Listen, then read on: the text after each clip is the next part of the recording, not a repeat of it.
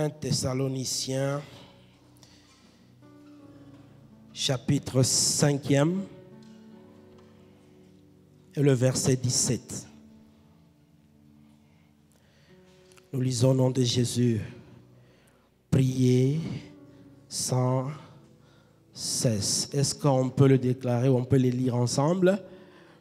Priez sans cesse. Tu peux dire aux voisins, priez sans cesse. Gloire au Seigneur. Nous pouvons reprendre nos places. Béni soit Dieu pour sa grâce, sa faveur ce matin. Béni soit Dieu pour sa protection et toutes les bénédictions qu'il déverse sur chacun d'entre nous. Béni soit Dieu pour votre présence ce matin en ces lieux. Béni soit Dieu pour nos parents spirituels qui ne cessent de prendre soin de nous et d'investir, de nous donner tout ce qu'il faut. Béni soit Dieu pour vous tous qui priez sans cesse pour les serviteurs de Dieu. Et que Dieu vous bénisse pour ce que vous ne cessez de faire et qu'il se souvienne de chacune de vos œuvres au nom de Jésus. Nous sommes vivants par la grâce de Dieu. Ça fait un temps qu'on a été en déplacement et on est revenu. Le Seigneur a été au contrôle.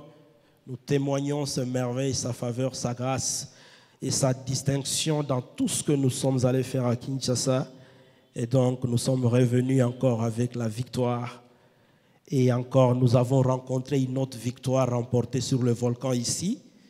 Et donc, pour ça, nous bénissons le nom du Très-Haut. Gloire au Seigneur. Se perfectionner dans la prière, c'est le message que le Saint-Esprit va nous communiquer ce matin. Nous allons tous recevoir de la part du Saint-Esprit ce matin l'équipement nécessaire et essentiel pour vivre la prière, pour être de chrétiens qui vivent dans la prière. Telle est la pensée et la volonté de Dieu. Gloire au Seigneur. Nous allons parler du contexte par rapport au passage et ensuite nous verrons quelques définitions et quelques vérités sur la prière. Nous verrons le point sur pourquoi prier, pourquoi nous devons prier, à quoi ça sert la prière. Nous verrons également comment prier et nous allons voir enfin le secret d'une prière efficace, si jamais le temps nous le permet. Nous avons déjà parlé du perfectionnement. Nous avons dit que se perfectionner, c'est seulement s'améliorer. Qui pense qu'il est en train de s'améliorer depuis que nous avons commencé avec cette grande révélation du perfectionnement? Qui pense qu'il est en train de se perfectionner? Est-ce que vous pouvez lever votre main? Gloire au Seigneur, gloire au Seigneur, gloire au Seigneur. Que Dieu vous bénisse. Nous sommes appelés à nous perfectionner tous les jours. Et c'est là à tous égards. Nous devons nous rassurer que notre vie est en train d'avancer dans tous ces aspects et cela de manière positive. Telle est la volonté de Dieu pour son peuple. Alors le passage, la lettre aux Thessaloniciens est une lettre paulinienne de l'apôtre Paul.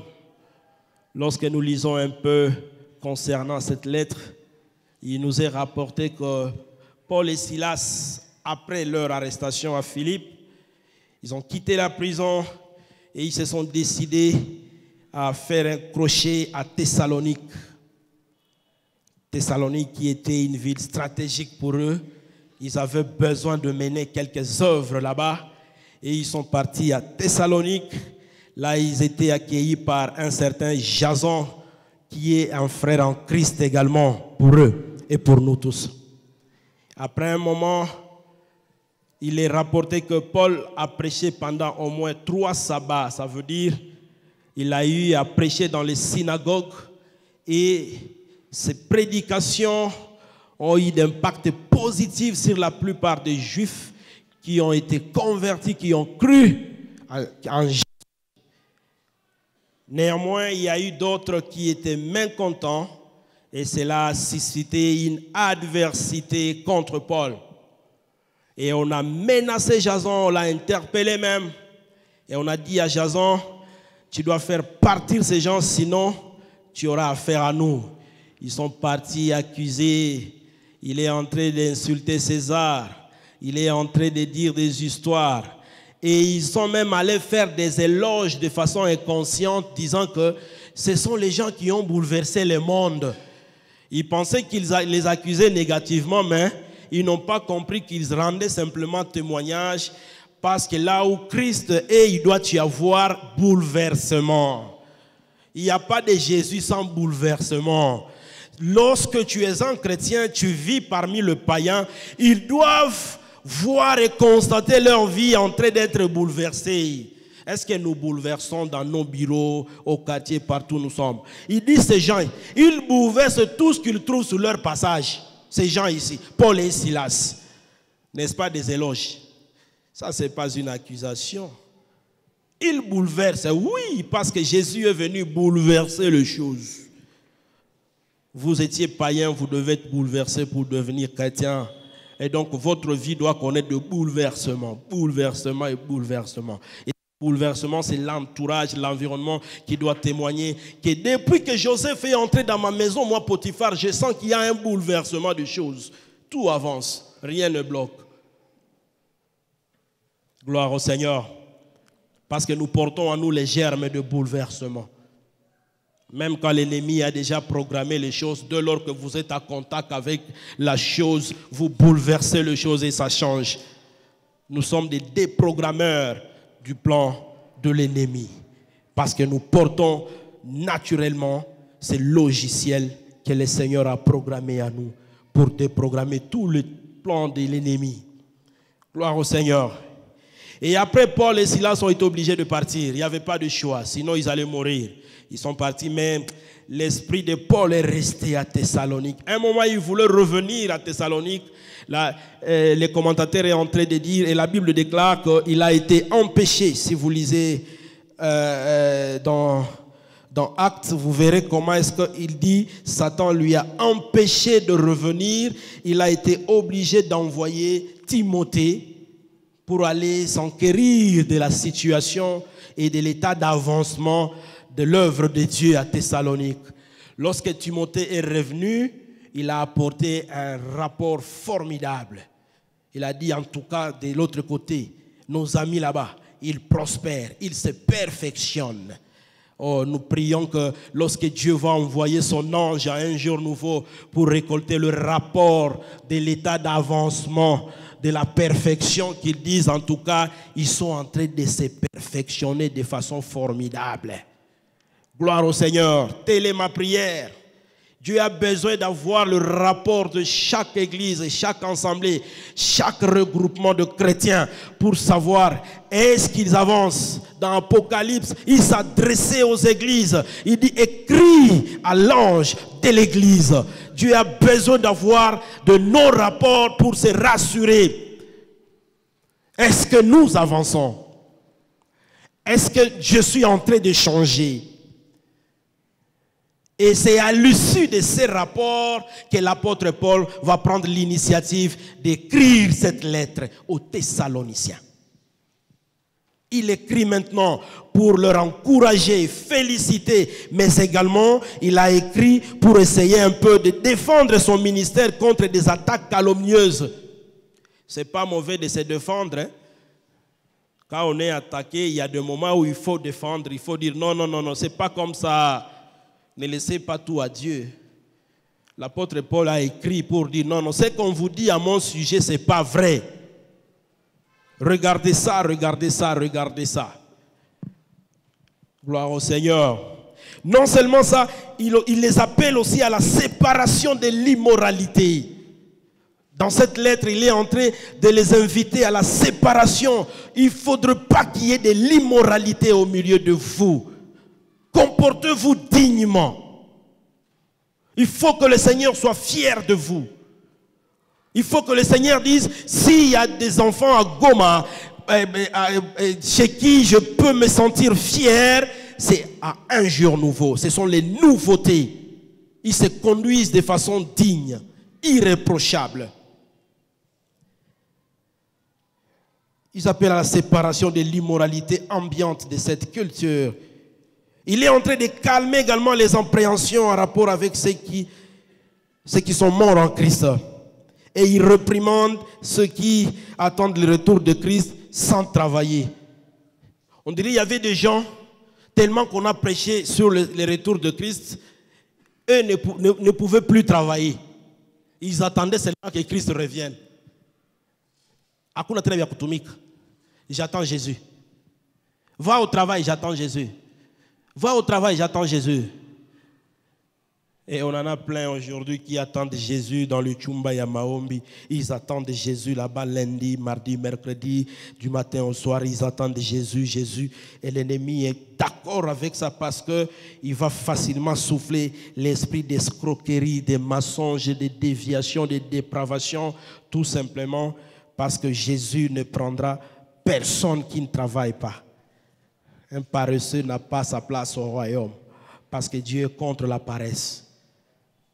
Il ne travaillait pas. Gloire au Seigneur. Et voici quelques définitions en rapport avec se perfectionner. Nous disons, c'est devenir meilleur. Devenir meilleur, améliorer ses connaissances et progresser. Nous avons beaucoup parlé de ça. Nous allons continuer d'en parler. Et la prière, nous l'avons simplement définie comme étant un privilège de parler à Dieu. Un privilège de parler à Dieu. J'insiste sur le mot privilège. Prier, c'est un privilège. Alors, je ne vois pas cette personne à qui l'on donne un privilège et qui estime que le privilège devient un fardeau. Ça devient une corvée. On te donne un privilège de parler à Dieu. Imaginez qu'on te donne un privilège de parler au gouverneur. Comment tu te sens?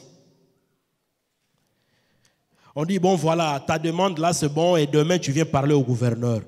Mais tu vas informer même la tante qui est très loin au village que demain à 8 heures, le gouverneur me reçoit. Et je vais parler avec lui. Maintenant, il s'agit ici de plus que le gouverneur. Il s'agit de plus que le président de la République. Il s'agit de plus que tous ces grands que tu connais. Il s'agit de Dieu et on te dit, prie, parle. Tu dis, je n'ai rien à dire. Je sens que ça me fatigue. Privilège de parler à Dieu avec liberté d'un fils devant son père. Liberté d'un fils devant son père. Vous êtes libre. Libre. Vous venez avec toute la liberté. Si vous voulez, vous pouvez pleurer, vous pouvez crier. Faites ce que vous voulez dans sa présence. C'est votre père. Il vous comprend, il vous connaît. Et personne n'a le droit de vous juger quand vous priez. Toi, tu pleures trop, tout ça. Dieu n'aime pas ça.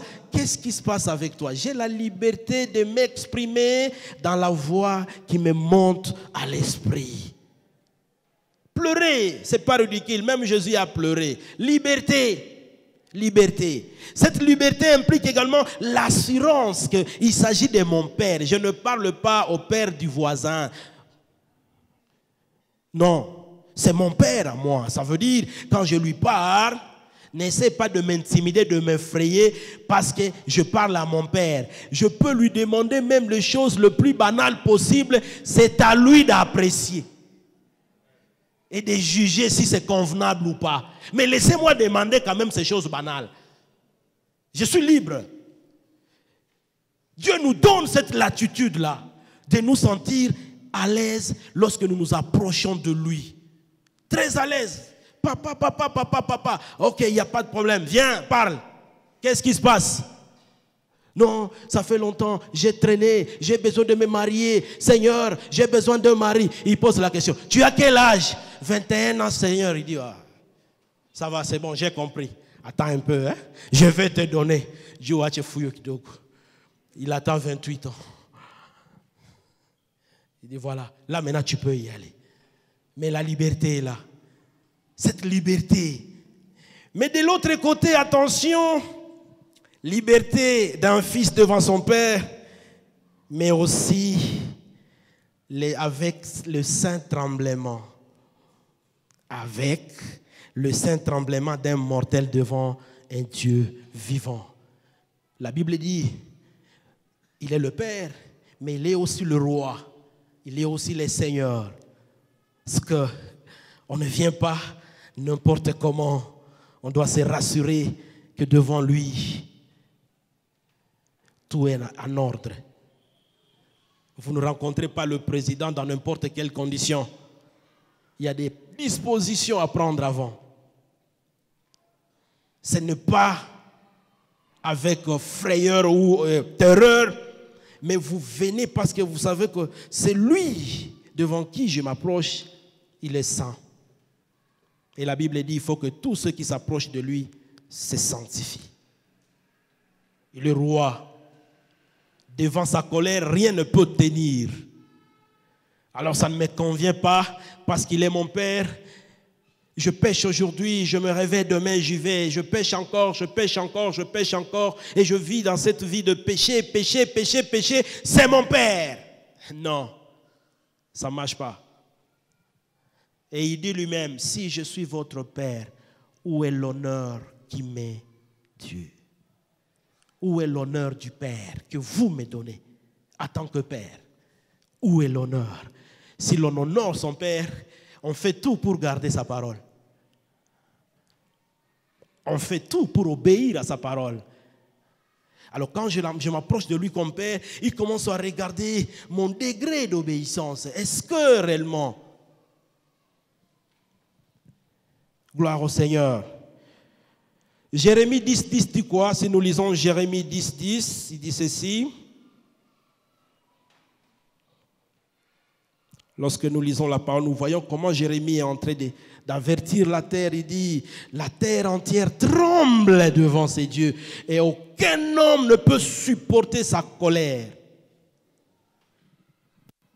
Il est très bon, il est Dieu d'amour. Mais lorsque nous ne sommes pas à mesure de retenir les leçons qu'il est en train de nous donner, Dieu est obligé de passer deux fois à une vitesse supérieure pour nous apprendre. Alors nous ne voulons pas aller dans cette dimension, dans cette vie de prière avec lui. Nous voulons que notre obéissance à sa parole puisse renforcer notre communion avec lui. Gloire au Seigneur. Gloire au Seigneur. On va le projeter. Nous disons autre vérité, ce que nous devons savoir, c'est que la prière ne s'adresse pas seulement au Père, mais aussi au Seigneur. Et l'apôtre Paul est en train de le dire dans 2 Corinthiens 12, 8, 9. Il dit, j'ai demandé au Seigneur plusieurs fois, je lui ai demandé, écoutez, est-ce que tu peux m'éloigner cette écharde? Au Seigneur, lorsqu'il s'agit du Seigneur, sa souveraineté est en exergue. Sa souveraineté est là.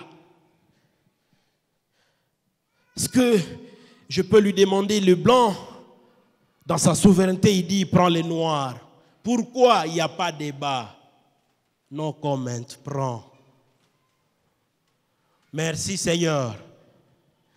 C'est toi qui règnes. S'il est Seigneur, ça veut dire qu'il règne. Et lorsqu'il règne, c'est qu'il a le droit de faire tout ce qu'il veut dans notre vie. Il a le droit de faire tout ce qu'il veut dans notre vie. Mais la chance et l'avantage que nous avons, c'est que le plan qu'il a conçu pour nous, c'est déjà, tout est fini. C'est un plan de paix, non de malheur. C'est que toute décision que le Seigneur peut prendre dans ta vie, peu importe que cela aille à la compte de ce que toi tu désires, rassure-toi que c'est lui qui sait ce qu'il te faut. Seulement il faut avoir confiance en lui. Seulement il faut avoir confiance en lui. Gloire au Seigneur. Et lorsque Jésus dit, écoutez, lorsque vous priez, dites, Père, notre Père. Jésus est en train de nous amener dans cette dimension de relation Père-Fils pour nous donner cette assurance, cette confiance, là où nous pouvons nous approcher avec assurance. Et il veut que cela puisse mettre dans nos têtes que nous dépendons totalement de Dieu, totalement. Le Père, il sait tout pour ses enfants, il planifie tout pour ses enfants et il prend soin de ses enfants. Il anticipe même le besoin de ses enfants. Son intérêt pour nous donne aussi la liberté de nous adresser à lui sans réticence. C'est la confiance que nous devons nourrir, c'est la confiance. Et la base de notre prière, c'est la foi dans l'amour de Dieu et sa puissance infinie. Si seulement tu crois en l'amour de Dieu et à sa puissance, chaque fois tu verras le résultat dans tes prières. Ce qui rend inefficaces nos prières, c'est que quand nous prions, il n'y a pas cette base solide. Notre foi est faible pour saisir la réponse à nos prières. Il n'y a pas de base, il n'y a pas de fondement. Et Jacques est en train de dire qu'une telle personne ne s'imagine même pas qu'il peut être exaucé. Il n'y a pas de base. La base de notre prière, ça doit être la foi. Quel est le degré de ta foi en l'amour de Dieu et en sa puissance? Quand tu pries, quand tu es malade, quand tu as des problèmes, c'est quoi le fondement? C'est quoi la base? Qu'est-ce qui sous-tend ta prière? La foi, comme nous avons toujours dit que c'est la monnaie d'échange, qui doit toujours être là. Est-ce que tu crois? J'ai toujours dit aux jeunes, le problème avec les jeunes, c'est que même quand on prie pour son mariage, on croit peu à l'exaucement, en l'amour de Dieu et à sa volonté à vouloir nous donner ce mariage, mais on croit plus à ce que le monde est en train de fabriquer comme mensonge sur le mariage. Lorsque Dieu vérifie, il sonde du voix, ce qui est vraiment ancré en nous, c'est le fait de dire, c'est pas facile de trouver un mari dans les siècles présents. J'ai au moins 70% de foi en cela. Dieu a déjà prévu un mari pour moi, une femme pour moi, ce n'est que 30%. Et c'est là que se pose le problème. Notre prière a besoin d'être fondée sur de vérités que le Seigneur a établies. Il a besoin, nos prières ont besoin de cela. Prier avec foi. Gloire au Seigneur. Je vais parler doucement, calmement. Nous avons besoin de comprendre certaines choses sur la prière. Gloire au Seigneur. Nous disons que la prière, Jacques est en train de dire ceci. Il dit, vous ne recevez pas parce que vous ne demandez pas.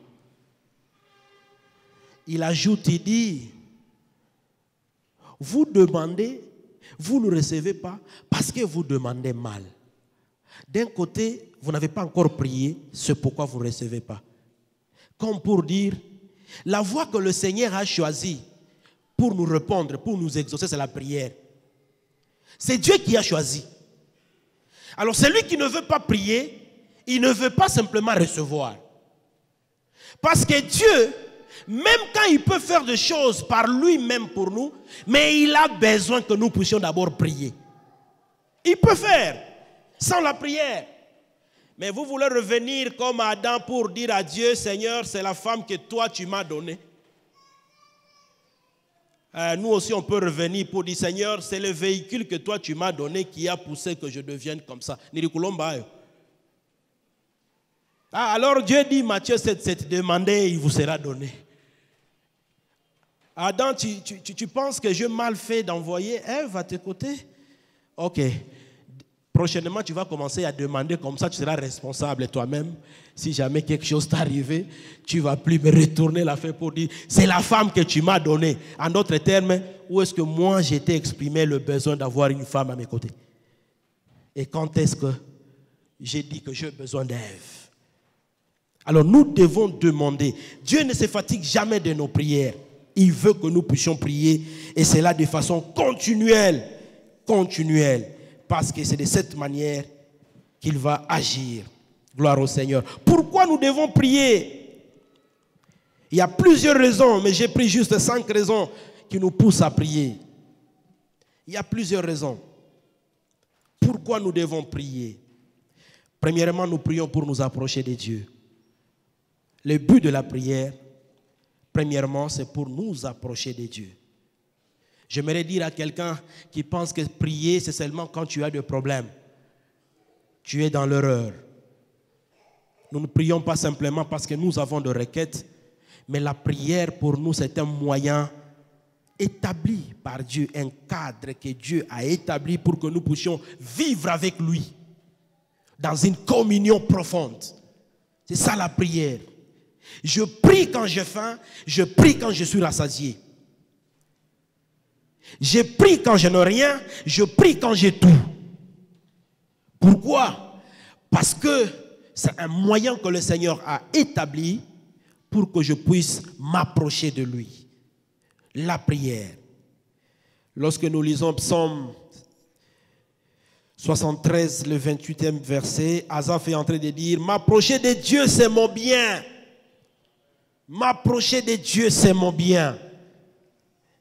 Avant ça, vous verrez qu'Asaph se plaignait, mais seulement quand il est allé dans le sanctuaire, il s'est approché de Dieu, il a senti comme si tout le fardeau venait de tomber, et il a senti une joie, un shalom dans son cœur, et il a déclaré, m'approcher de Dieu, c'est mon bien. J'aimerais que quelqu'un déclare comme Asaph pour dire, oui, je me rends maintenant compte que m'approcher de Dieu, ça c'est mon bien. Ça ne devrait pas être mécanique chez nous. La prière, ça devait être une seconde nature, la nature même. Parce que lorsqu'on s'approche de Dieu, on sent que c'est bien. Et on ne veut même pas arrêter. On veut y aller. On veut vivre dans cela. Et il suffit de 5-10 minutes où on sent qu'on n'est pas connecté. On devrait se sentir mal. On devrait se sentir mal. Nous, aujourd'hui, la prière est un problème. Nous prions pour remercier et adorer Dieu. Pour remercier et adorer Dieu. Et vous verrez, lorsque Christ nous sauve, tout nouveau-né n'a que des mots de remerciement et d'adoration sur ses lèvres pour dire merci Seigneur. Quand tu regardes tes collègues avec qui tu as étudié, comment ils sont devenus, ils sont jeunes comme toi, peut-être de même âge, mais à cause de l'alcool, à cause de ceci, de cela, ils sont devenus comme ton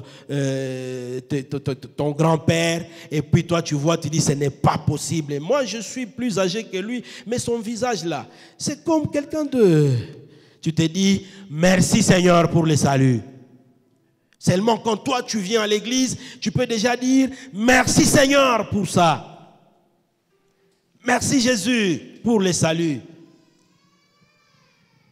Et nous disons toujours que l'action de grâce doit être la toile de fond de toute prière. Action de grâce.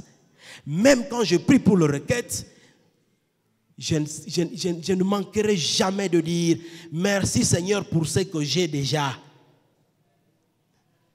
Je suis venu t'exposer un problème, mais je commence par te dire merci pour ça.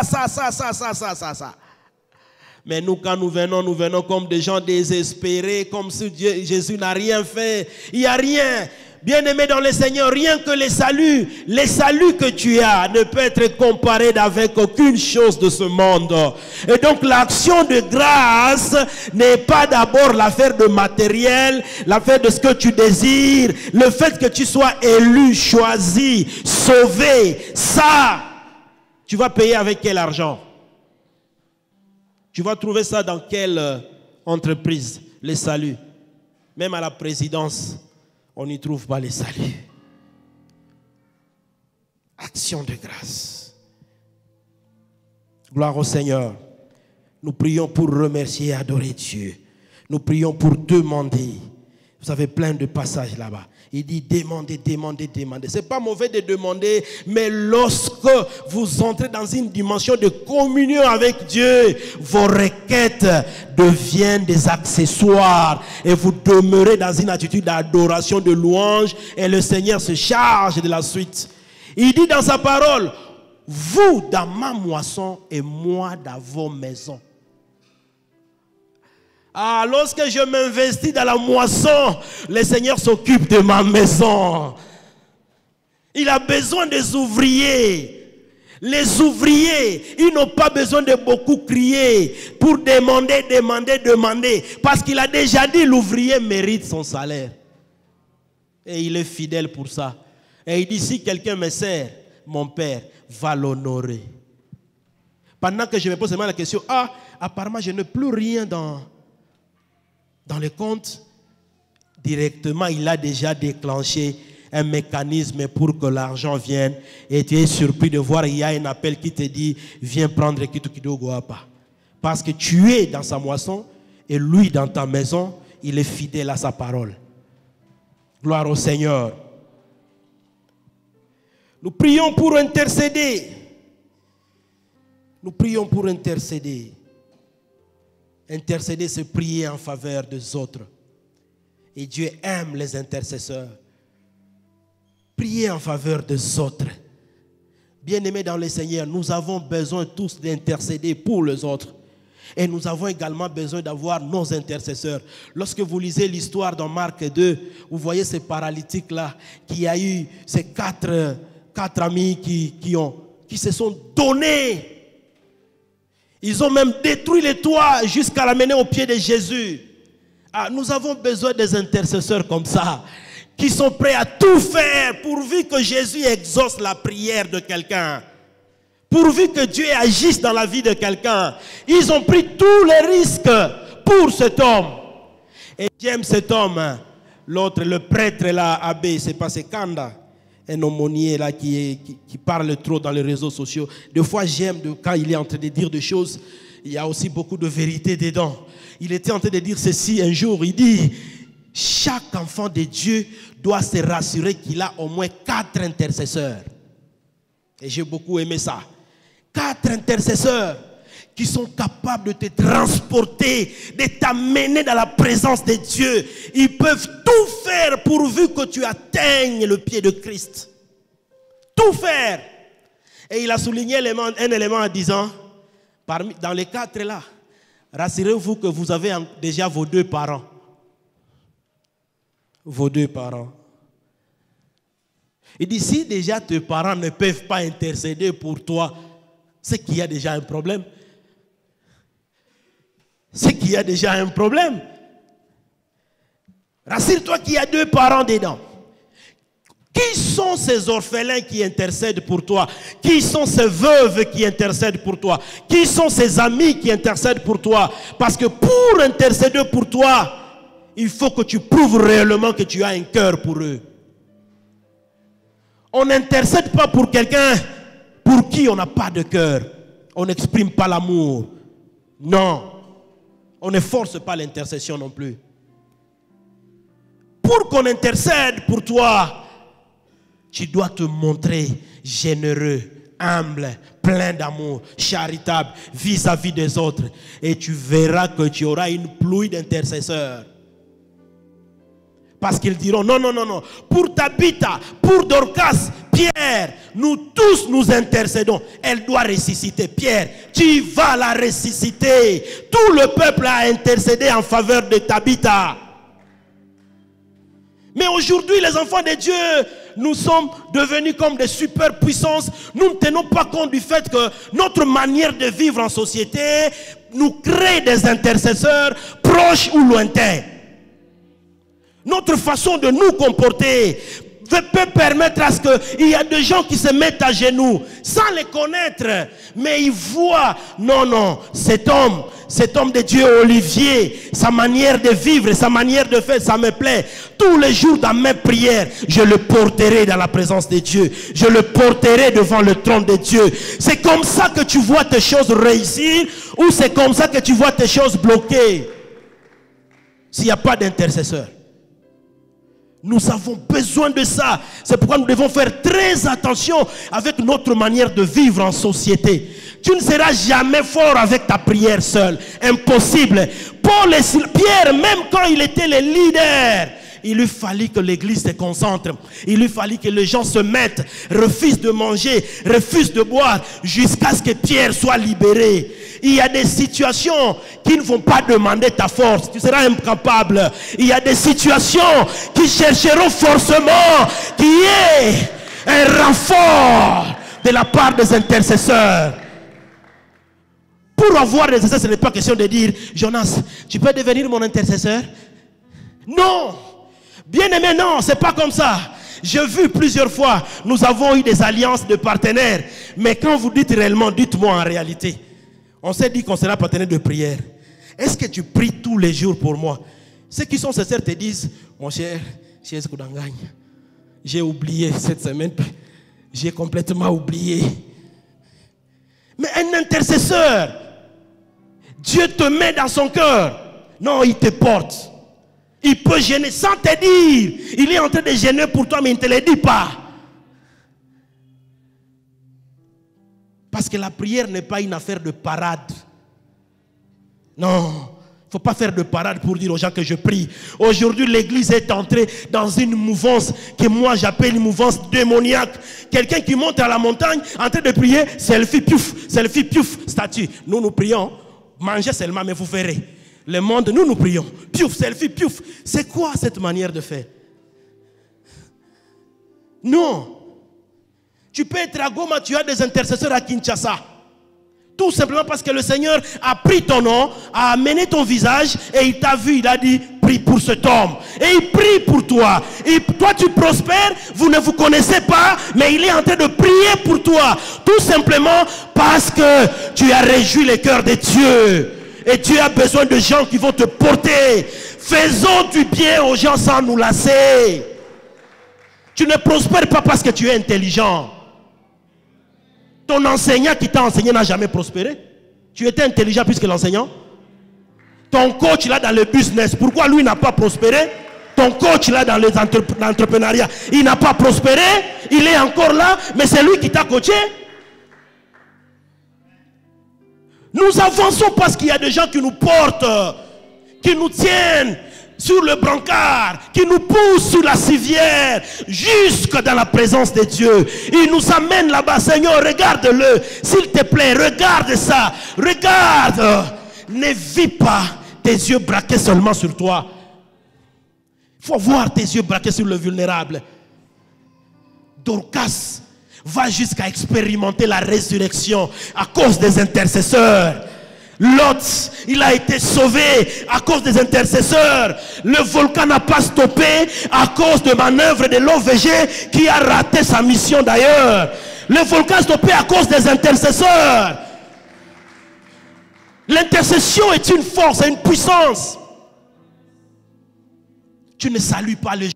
Tu ne parles pas aux gens. Tu penses que tu auras ta vie avec Dieu seul. Moi et Dieu seul. Dieu n'est pas le Dieu de seul. Et tu ne seras jamais fort tous les jours. Tu te trompes. Il y a des jours où tu te réveilleras, tu n'es même pas capable d'ouvrir ta bouche pour dire merci Seigneur. Il faut que quelqu'un dise quelque part à ta place.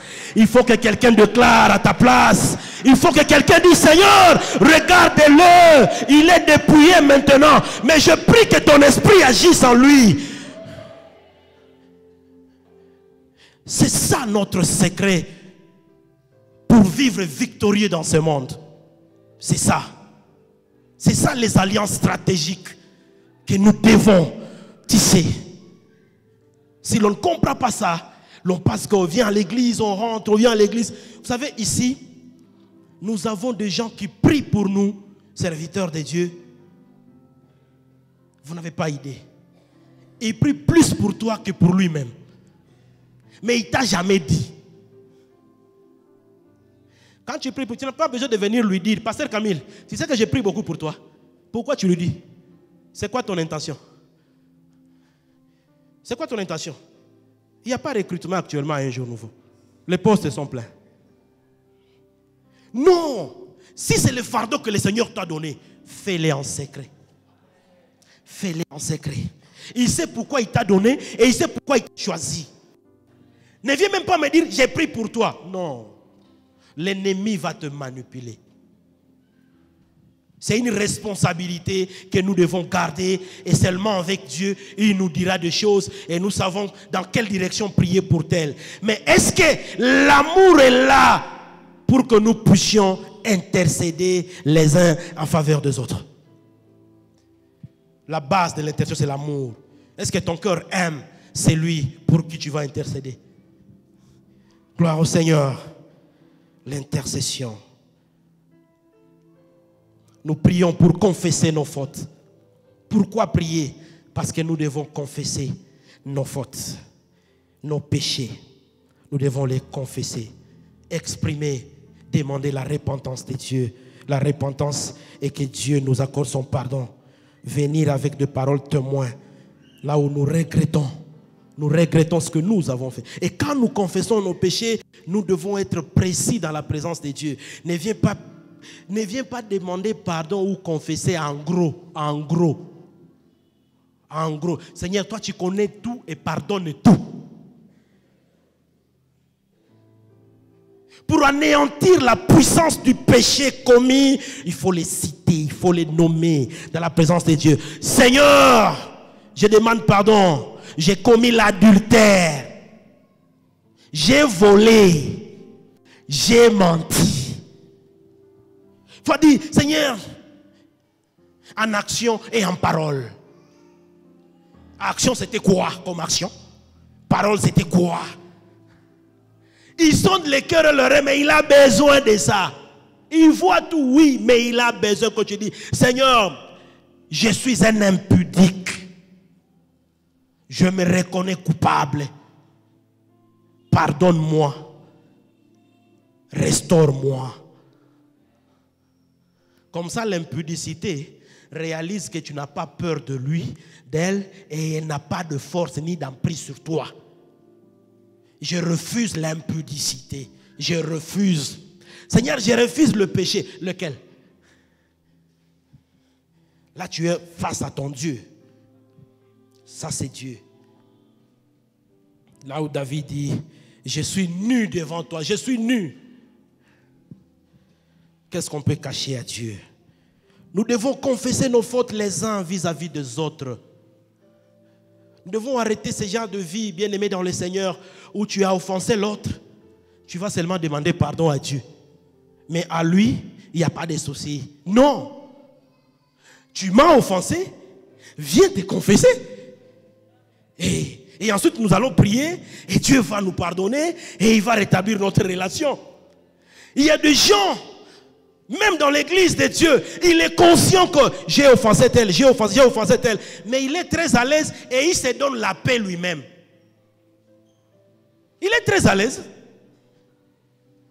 Tu sais bien que tu as escroqué quelqu'un. Vous êtes tous dans la même église. Mais tu es parti demander pardon à Dieu. Est-ce que c'est Dieu que tu as escroqué? Remets l'argent, rembourse, paye. Ah, tu as blague. C'est de l'escroquerie. Seigneur, je demande pardon. Et je veux vers mon frère Jonas. Mon cher, ça fait 3 ans que je garde encore de $20. Mon cher, pardonne-moi. Pardonne-moi. Voici les $20. Si tu le permets, mais pardonne-moi. C'est ça la vraie repentance. Toi, tu penses que je vais oublier le fait que tu gardes encore mon argent? Parce que tu as fait 3 jours de jeûne et de repentance. Non. Pendant que tu demandes à Dieu de te pardonner, moi je continue à t'accuser. Seigneur, touche son cœur, que l'escroquerie les quitte. Alors Dieu dit oui. J'ai maintenant 2 interlocuteurs en face de moi ici. Et je pense que la Cour suprême doit s'occuper du dossier. Nous devons apprendre à réparer. Nombre, lorsque nous lisons dans Nombre 5, 7, 8, il est dit, lorsque quelqu'un se rendra coupable de quelque chose, il doit restituer. Restituer. Et combien de fois nous ne faisons de péché prémédité? Je planifie d'abord de frapper, et puis je reviens demander pardon et je ne restitue rien. On se moque de qui? De Dieu. On ne se moque pas de Dieu. Écoute Zachée, si le salut entre chez toi Zachée, tout ce que tu as pris, tu vas restituer. Et je suis en train de dire à quelqu'un, si tu gardes une seule chose du diable, restitue-les. On n'escroque jamais le diable. On n'escroque jamais le diable. Bien évidemment, si tu en as la possibilité, peut-être que tu as déjà bouffé. Mais si cette maison, tu l'as construite dans la parcelle des orphelins, ton frère qui est décédé, restitue la parcelle. Tu risques de rater le ciel, pensant que tu es déjà confortablement installé. Les pleurs de ces enfants ne t'ouvriront jamais la porte des cieux. Restitue-les. C'est ça la repentance. Quelqu'un qui est sauvé, on n'a pas besoin de lui faire de reproches. Lorsqu'on est sauvé, on est sauvé entièrement. Il n'y a pas une partie qui reste. Même ta garde-robe est sauvée. Si tu es sauvé, tu vas assainir ta garde-robe. Ça non, ça j'ai restitué, ça non, ça oui, ça non, ça oui, ça non, ça oui, ça non. Ça ce n'est pas digne de moi, je ne veux pas de ça. Tu vas restituer.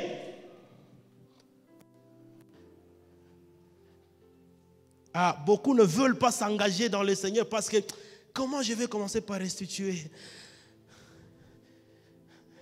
Tout ce que je suis, c'est lui. Ah, le Seigneur dit, il est question de choisir. Choisis le bien pour que tu vives. Choisis le bien pour que tu vives. Restituer. Gloire au Seigneur. Nous allons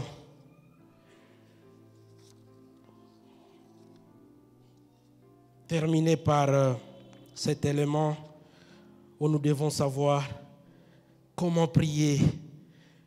Nous devons prier en secret, comme en public s'il le faut. Jésus recommande à ce qu'on prie dans la chambre dans Matthieu 6,6. Il nous interdit de prier comme le pharisien. Prier comme le pharisien veut dire tout simplement, tu cherches à ce que tout le monde remarque que toi tu es en train de prier pour prouver que tu es trop spirituel que les autres. Et il y a des gens comme ça. Quand lui est en prière, il n'a quoi mialdi. Et il veut vous donner l'impression que moi je vis la prière. Non. Il dit dans la chambre. Tu peux prier en public, c'est le cas de Daniel 6,10. Là où lorsqu'il y a eu un grand défi, un décret royal arrêté, lui maintenant est monté dans ta chambre haute, il a ouvert les fenêtres. C'est intentionnel ce qu'il a fait. C'est intentionnel. Ça ne veut pas dire que moi aussi quand j'irai chez moi, comme le bailleur me menace et il est soupçonné des sorciers, je monte là-bas à l'étage, j'ouvre les fenêtres et je commence à lui adresser les paroles pour le menacer. Reçois le feu sur toi, le feu, tout sorcier, tout bailleur sorcier, le feu. On va te chasser dans la maison d'autrui. Ton feu va habiter dans ton feu là-bas.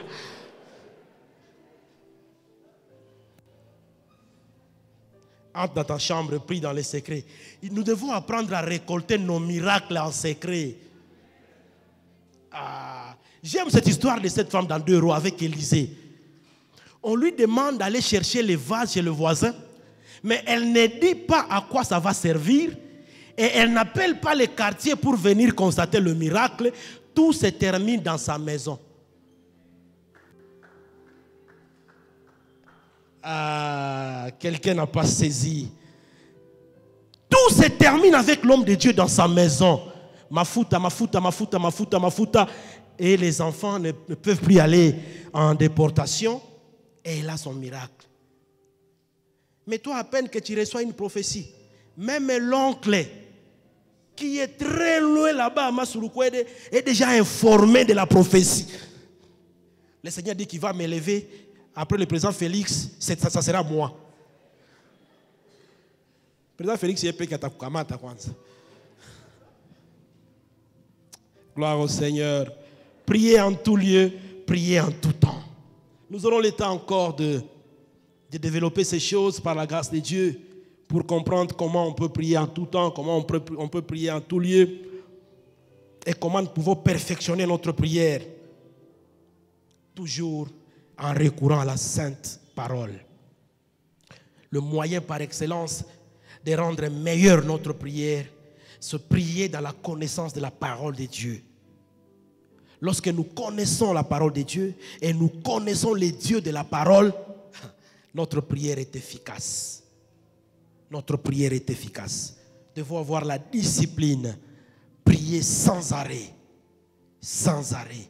Que ça marche, je prie. Que ça ne marche pas, je prie. Je prie, comme le dit Mohamed Sanogo, prie, prie, prie, prie, prie, prie, prie, prie, prie, prie. Prie. Gloire au Seigneur. Psaume 24 nous dit ceci, 3 à 6. Le seul qui peut se présenter devant Dieu et monter à la montagne de Dieu, ce sont les personnes qui ont les mains innocentes. Les mains innocentes. C'est-à-dire des actions qui sont justes et irréprochables. Il dit ce sont les personnes qui ont le cœur pur. C'est-à-dire les intentions sincères. Tu ne poses pas un geste avec une intention derrière pour pouvoir manipuler ou détruire l'autre. Tu le fais sincèrement, avec tout ton cœur. Qui ne participe en aucun cas à la fausseté. Si nous voulons prier vraiment et voir le résultat, nous devons nous rassurer que tout ce que nous faisons, c'est dans une bonne motivation. Dans une bonne motivation. Nos actions sont irréprochables. Ne sont pas entachées d'une quelconque souillure.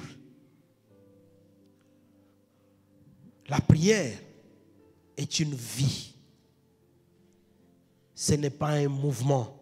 Ce n'est pas une gymnastique. C'est une vie. Et le Seigneur nous invite à cette vie. Nous allons prier. J'aimerais que quelqu'un s'examine soi-même. Cette parole m'a été adressée. Nous avons dit que la prière, c'est un moyen de nous rapprocher de Dieu et renforcer notre communion avec Dieu. Mais ceci ne concerne que ceux-là qui ont donné leur vie déjà à Christ, qui peuvent aller dans cette dimension de communion au-delà de la relation. Toi qui n'as pas encore donné ta vie à Christ, pendant que le pasteur s'avance, je veux te prier déjà de commencer à t'amender, à faire l'examen de conscience et à décider. S'il y a quelqu'un comme Pasteur Pacifique l'a dit tout à l'heure, qui aujourd'hui, pendant que son serviteur était en train de parler, a reçu cette forte conviction que s'il ne sécurise pas son éternité aujourd'hui avec Christ, le lendemain ne lui appartient pas. Si tu voudrais prendre cette décision et accepter Jésus comme ton Seigneur et ton Sauveur, j'aimerais que tu puisses lever la main là où tu es. Je vais prier avec toi et pour toi. Tu voudrais prendre cette décision pour la première fois. Lève ta main, je veux prier avec toi et je veux prier également pour toi. Y a-t-il quelqu'un ce matin également qui, en entendant cette parole, voudrait que le Seigneur puisse l'aider à augmenter l'intensité et l'intimité dans la prière? Si tu es là ce matin et tu as besoin que le Saint-Esprit intervienne en ta faveur afin que la prière soit effectivement un mode de vie, lève ta main, je vais prier également avec toi et pour toi. Gloire au Seigneur, gloire au Seigneur, gloire au Seigneur. Nous allons répéter ensemble cette prière. Seigneur Jésus, merci pour ta parole. Que ton règne vienne, que ta volonté soit faite. Apprends-moi à m'approcher de toi, donne-moi force, courage, de mettre de côté les distractions et de te considérer comme ma première mission. Donne-moi de tourner mon regard et mon cœur vers toi. Et puis s'il y a quelqu'un ce matin que le Saint-Esprit a convaincu pendant que Pasteur Pacifique était en train de prêcher, qu'il y a un élément pour lequel tu dois confesser, il y a un élément pour lequel tu dois réparer, et puis il y a quelque chose que tu dois restaurer, et que tu as fait traîner pendant tout ce temps en te justifiant toi-même. Mais ce matin, tu as la conviction que le Saint-Esprit voudrait que vous puissiez effectivement traiter cette situation. Si tu es là aussi, lève la main, je vais prier avec toi et pour toi. Prier avec toi et pour toi. Merci mon frère, merci pour votre sincérité. Que Dieu bénisse votre sincérité. Que Dieu bénisse votre transparence. Que Dieu bénisse votre transparence. Seigneur, merci pour mon frère, merci pour ma sœur. Merci Éternel de gloire parce que c'est devant toi que ces mains se sont levées. Donne-leur effectivement de recevoir cette visitation de ta part afin qu'ils aient le courage et la force d'aller réparer. Donne-leur, Éternel, de pouvoir également se repentir entièrement et complètement de cette manière d'agir qui ne te glorifiait pas. Permets qu'à partir d'aujourd'hui, tu écrives un nouveau chapitre dans leur vie et accorde-leur la grâce et la bénédiction sans limite afin qu'ils puissent marcher avec toi. C'est dans le nom glorieux de Jésus-Christ que nous t'avons ainsi prié. Amen, amen, amen et amen. Gloire au Seigneur. Je crois que Dieu mérite que nous puissions l'acclamer mieux que ça. Gloire au Seigneur. Gloire au Seigneur. Je voudrais remercier tous ceux et toutes celles, comme nous l'avons entendu tout à l'heure, qui prient pour nous et pour cette organisation, pour ce ministère dans le secret. Pour vous qui intercédez, je crois que vous avez vu l'exaucement à certaines prières que vous avez faites et nous vous sommes infiniment reconnaissants. Que Dieu vous bénisse abondamment. Nous continuons cet engagement de vous soutenir également dans la prière. Père, nous te sommes reconnaissants. Ce matin a été une grande bénédiction pour nous et nous te sommes infiniment reconnaissants pour avoir parlé à nos cœurs de manière précise. Que la vie de quelqu'un ce matin est complètement changée. Merci pour les guérisons et les délivrances que tu as accordées. Merci également, Seigneur, pour la crainte de l'Éternel que tu as installée et instaurée dans le cœur de quelqu'un ce matin. Que cette semaine soit jalonnée de victoire. Alors que nous venons comprendre l'importance de rebâtir et de prier, Seigneur, nous voulons que notre vie soit un témoignage de ta présence et de ta visitation. Qu'il en soit ainsi, Seigneur, que le bonheur et la grâce nous accompagnent tout au long de cette semaine, dans le nom de Jésus-Christ. Amen et amen.